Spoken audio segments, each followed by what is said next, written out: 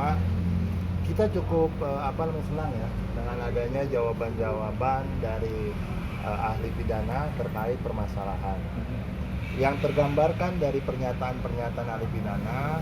Pertama poinnya, ketika kita tanyakan apakah tindakan Vicky Prasetyo ke RT, terus kemudian sebelum melakukan penggerebekan itu kemudian melaporkan ke polisi, minta ditemani dan sebagainya, apakah itu merupakan rangkaian daripada menjaga kepentingan umum dan ketertiban umum?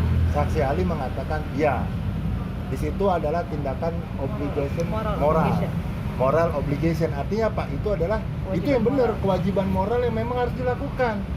Itu sudah jelas ketika bicara 311 tadi ya, hanya bicara pada satu ayat. Ketika kita jabarkan di ayat ketiga, apakah tindakan Vicky menemukan istrinya di dalam kamar, kemudian dia memperingatkan untuk keluar sampai dia nggak mau, adanya kemarahan terucap dan sebagainya, apakah itu bagian daripada menjaga moralitas? Apakah itu bagian menjaga ketertiban umum? Saksi jawab apa? Ya, itu adalah bagian, gitu loh.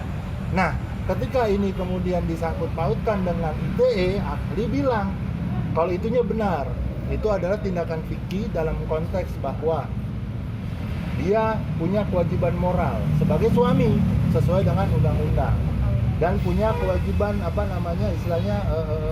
ketertiban umum. Nah, tindakan Vicky ke RT dan ke polisi itu adalah menjaga ketertiban umum, udah benar itu. Nah, kemudian ditanyakan lagi berkaitan dengan apa? Pendistribusian.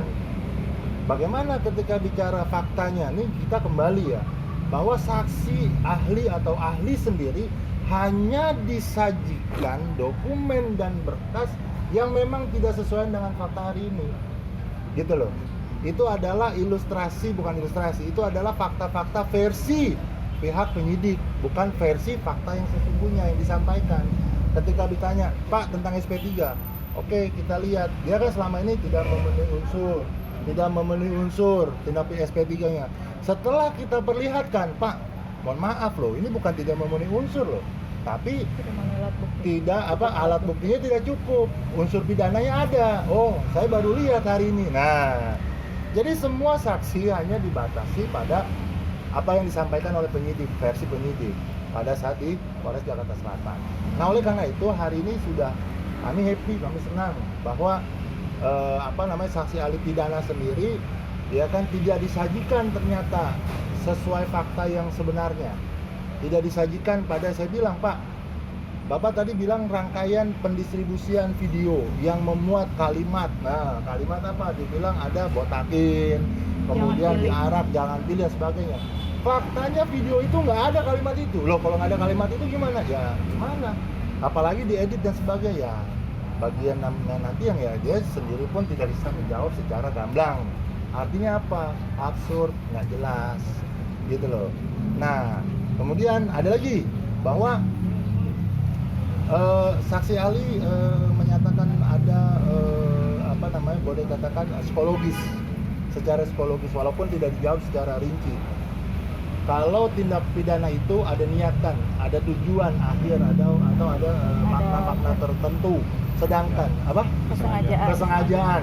Sedangkan ini adalah fakta emosional, dia secara psikologis yang memang melihat istrinya berada di dalam satu kamar dengan laki-laki lain, dan itu sudah dijelaskan apakah itu termasuk unsur ketika memang itu kesengajaan. Dan saksi ahli mengatakan kalau kejadiannya seperti itu, fakta persidangan seperti itu tidak sah atau bukan bagian daripada unsur kesengajaan, karena memang itu adalah tidak diniatkan. Termasuk yang tadi media, saya katakan ini mengundang media di situ kalimatnya mengundang ya, terus kemudian tidak mencegah pemberitaan. Sedangkan saya tanyakan bagaimana kaitannya ketika memang mendistribusikan adalah bukan Vicky, kemudian yang membuat bukan Vicky dan sebagainya bukan Vicky.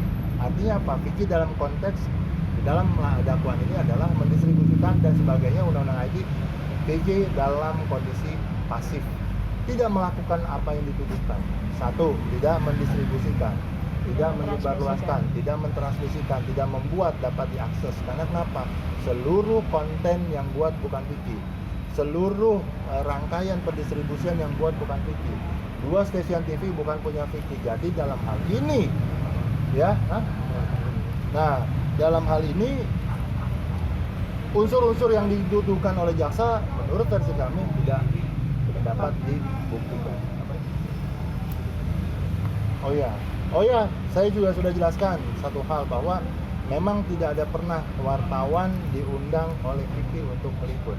Tapi wartawan dalam hal ini dilindungi oleh Undang-Undang Pers dan Undang-Undang Penyiaran jelas bahwa ketika mereka menyiarkan berita fakta, bukan hoax atau bukan ada sisi newsnya, sisi beritanya, tidak akan diberitakan. Tapi ketika memang di wartawan ditanya sebagainya, kemarin ditanya, saya konversikan apa saya kaitkan dengan keterangan ahli bahwa memang tidak ada tindakan Vicky itu mengundang, tidak mampu dibuktikan tindakan Vicky mengundang wartawan, atau sekali lagi tadi tidak mencegah. Nah, tidak ada kewajiban karena memang Vicky tidak minta diliput. Dan Vicky tadi sudah menjelaskan tidak minta diliput. Tidak minta diliput, tidak minta untuk disiar luaskan dan sebagainya, gitu loh. Jadi jelas konteks pencemaran nama baik, fitnah dan sebagainya. Kami yakin dengan adanya hari ini tidak terbukti dan mampu dipatahkan, sudah sangat jelas, gitu loh. Artinya saksi kali ini tidak memberatkan Vicky ya, Bang? Ya teman-teman lihat sendiri ya, tidak ada. Ini benar, saksi ahli ini benar dalam konteks dia menjelaskan secara keilmuan, bukan secara emosional harus menjatuhkan Vicky sebagai terdakwa, sebagai orang yang bersalah, tidak, gitu loh. Dan ini kan hanya 2 saksi itu aja, saksi Enja sama saksi Vicky Alman yang mengatakan dia Vicky bersalah dalam konteks yang memberatkan. Dari sekian rangkaian semuanya tidak ada, gitu, yang memberatkan daripada Vicky. Oke, selanjutnya berarti minggu depan ya, Bang? Iya, selanjutnya tadi kami juga minta hadirkan karena gini loh,